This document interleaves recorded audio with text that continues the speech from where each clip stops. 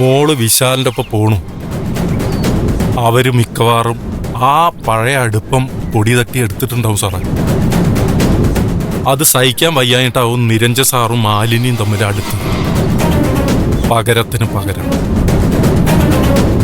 അങ്ങനെയൊന്നും വരാൻ ഒരു വഴിയില്ല സാർ.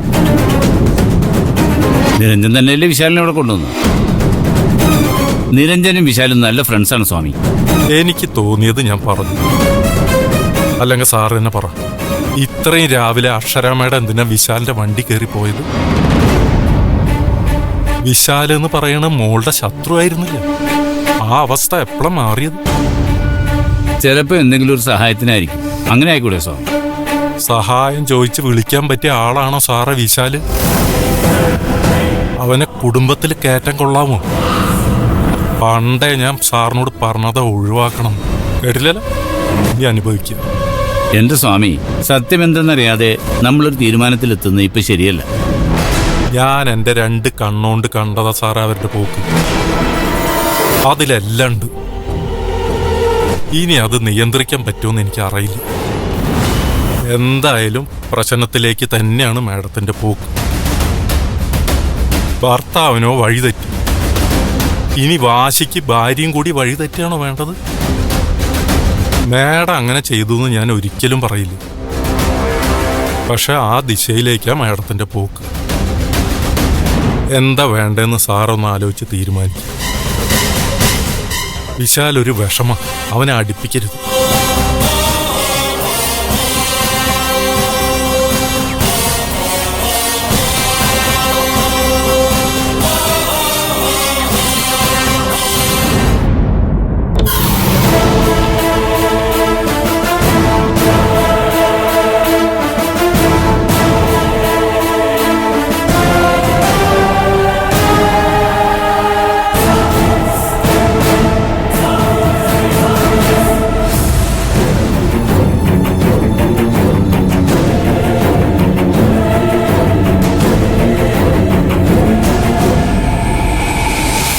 നിനക്കെന്താ അക്ഷരമേടായിട്ട് ഇടപാട്?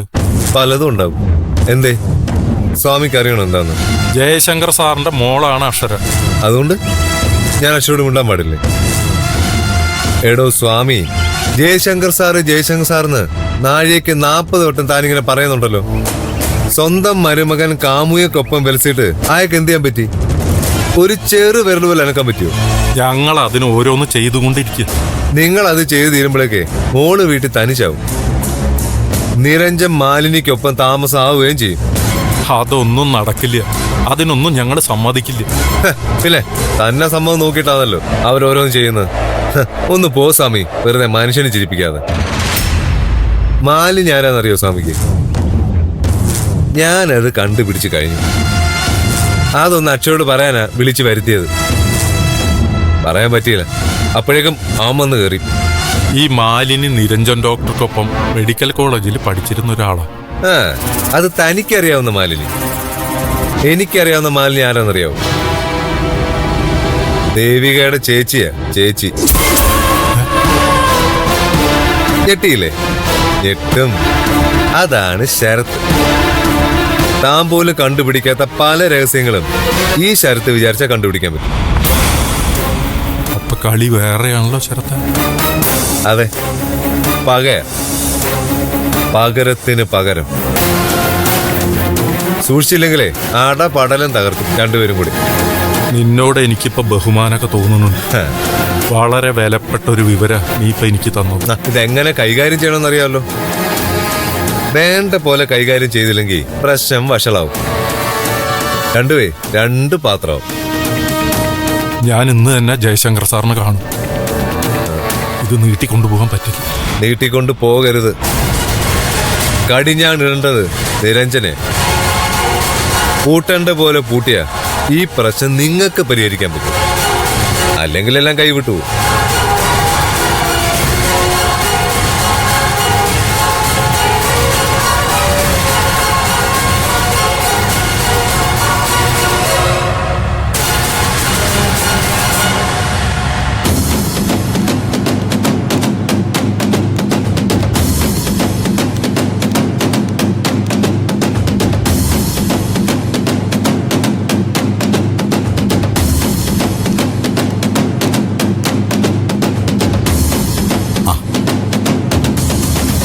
പ്രേമിച്ചെവിടെ ചേട്ടച്ച? മുറിയിൽ കണ്ടു. അതെ, ഞങ്ങൾ എല്ലാരും കൂടി ഒരു തീരുമാനം എടുത്തിട്ടുണ്ട്. ചേച്ചിയുടെ കാര്യത്തില് ഇടപെട്ട് നശിപ്പിച്ച് കൊളമാക്കരുത്. വേറൊന്നുമല്ല മോളെ, വലിയ മാറ്റമൊന്നുമില്ലല്ലോ പ്രേമയ്ക്ക്. അതുകൊണ്ട് വേറൊരു ഡോക്ടറെ കാണിച്ചാലോ എന്നാ. അതെ ദേവികെ, ഒരു സൈക്കാട്രിസ്റ്റിനെ കാണിക്കാനാ തീരുമാനം. സൈക്യാട്രിസ്റ്റിനെ? എന്തിന്? ചേച്ചിക്ക് മനസ്സിന് അസുഖം. എന്ന് നിന്നോട് ആരാ പറഞ്ഞേ? ഇപ്പൊ കൊടുക്കുന്ന ഈ ട്രീറ്റ്മെന്റ് ഒക്കെ മതി. ചേച്ചിയെ വേറെങ്ങും കൊണ്ടോ ഞാൻ സമ്മതിക്കില്ല. അതെന്താ കൊണ്ടുപോയാല്? നീ എന്തിനാ വേണ്ടെന്ന് വാശി പിടിക്കുന്നെ?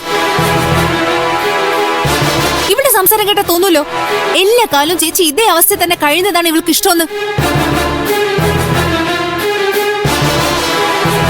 ദേവിക അങ്ങനെ ഒരു തീരുമാനം പറയുന്നുണ്ടെങ്കിലേ അതിലെന്തെങ്കിലും ഒരു കാര്യം കാണും. ആ വന്നല്ലോ പാപ്പൻ. ആന എങ്ങോട്ട് പോകുന്നു ആ വഴിക്ക് പാപ്പാനും പോവും. അവളുടെ ഈ അവസ്ഥ കണ്ടിട്ട് സഹിക്കാൻ പറ്റുന്നില്ല ദേവികെ. അതുകൊണ്ടാ വേറെ എവിടെയെങ്കിലും കാണിക്കാമെന്ന് തീരുമാനിച്ചത്. അതിന്റെ ഒന്നും ഒരു ആവശ്യമില്ല ചേട്ടച്ച. അധികം വൈകാതെ ചേച്ചിക്ക് ഓർമ്മ തിരിച്ചു കിട്ടും. ചലനശേഷി തിരിച്ചു കിട്ടിയില്ലേ? സംസാരശേഷി തിരിച്ചു കിട്ടിയില്ലേ? അതുപോലെ തന്നെ ഓർമ്മയും തിരിച്ചു വരും. അതെ, ഇവള് പറയുന്നൊന്നും വിശ്വസിക്കല്ലേ. ഇവൾക്ക് വേറെ എന്തോ ലക്ഷ്യമുണ്ട്. എന്താടി, നീയാണോ പ്രേമേച്ചിയുടെ സ്വർണം എടുത്തത്? അതുകൊണ്ടാണോ ചേച്ചിക്ക് ഓർമ്മ തിരിച്ചു വരരുതെന്ന് നീ ആഗ്രഹിക്കുന്നത്? ഇത്രയും കാലം സംശയം മാത്രമേ ഉണ്ടായിരുന്നുള്ളൂ. ഇപ്പൊ ഉറപ്പിച്ചു ആ മോഷണത്തിന്റെ പിന്നിൽ ആരാണെന്ന്. ആരാ? നീ അല്ലതാരാ? വെറുതെ ഇല്ലാത്തത് പറഞ്ഞുണ്ടാക്കിയിട്ടുണ്ടല്ലോ. അത് ചെയ്തത് നീ ആയതുകൊണ്ടല്ലേടി ആ കുറ്റം എന്റെ തലയിൽ വെക്കാൻ ശ്രമിച്ചത്.